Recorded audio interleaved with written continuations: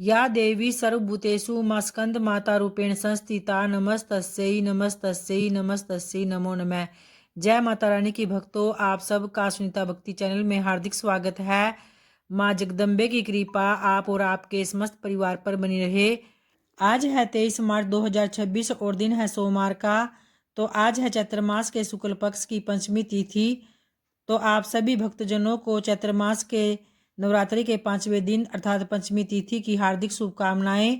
आइए अब जानते हैं आज के शुभ मुहूर्त के बारे में। आज 23 मार्च दिन सोमवार का ब्रह्म मुहूर्त का समय रहेगा सुबह 4:47 से 5:34 तक और वहीं अभिजीत मुहूर्त रहेगा 12:03 से 12:52 तक। वहीं विजय मुहूर्त का समय रहेगा 2:30 से 3:19 तक और गोधूली मुहूर्त का समय रहेगा 6:33 से 6:56 तक। और आइए अब जानते हैं नवरात्रि के चौथे दिन माँ स्कंद माता की पूजा विधि, मंत्र, भोग, कथा और उनके उपाय के बारे में। तो देखिए, आज नवरात्रि के 5वें दिन माँ स्कंद माता की पूजा विशेष रूप से की जाती है, जिससे कि भक्त को ज्ञान और संतान सुख के लिए उनका आशीर्वाद प्राप्त होता है। और इन देवी को सूर्यमंडल की अधिष्ठात्री देवी भी माना गया है, जिससे कि भक्तों को तेज, आरोग्य और भय से मुक्ति मिलती है। निसंतान दंपति विशेष रूप से स्कंद माता की पूजा करते हैं, जिससे संतान सुख मिलता है और बच्चों की भी यह माँ रक्षा करती है।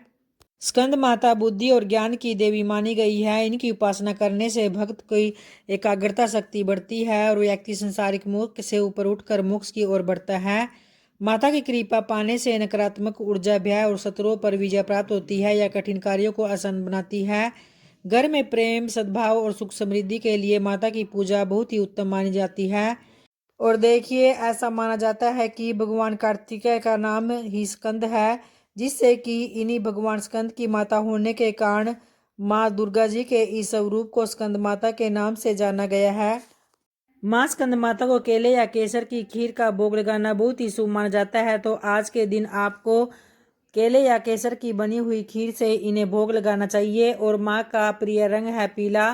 तो आज पूजा सामग्री में आप माँ को पीले रंग के वस्त्र अर्पित करें और उपासना के समय आपको ओम देवी स्कंद माताए नमः मंत्र का 108 बार जाप करना चाहिए, जिससे कि माँ स्कंद माता की कृपा आपको प्राप्त होगी और आपकी समस्त मनोकामनाएं भी पूर्ण होगी।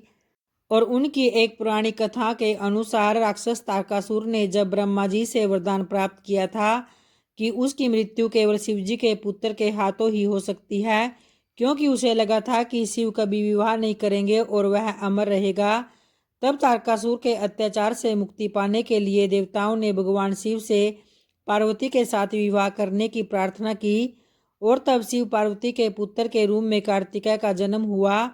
फिर इसके बाद माता पार्वती ने अपने पुत्र को युद्ध करने के लिए तैयार किया और तारकासुर के संहार के लिए स्कंद माता का रूप धारण किया। फिर स्कंद माता से युद्ध शिक्षा प्राप्त करके कार्तिकेय ने तारकासुर का अंत कर दिया और जिससे कि देवताओं को उनके अत्याचारों से मुक्ति मिल गई।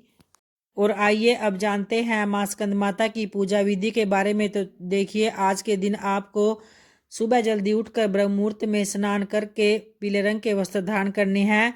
फिर पूजा स्थान को साफ करके चौकी पर माँ स्कंद माता की मूर्ति स्थापित करें और फिर माता को कुमकुम, रोली और पीले रंग की फूल अर्पित करें।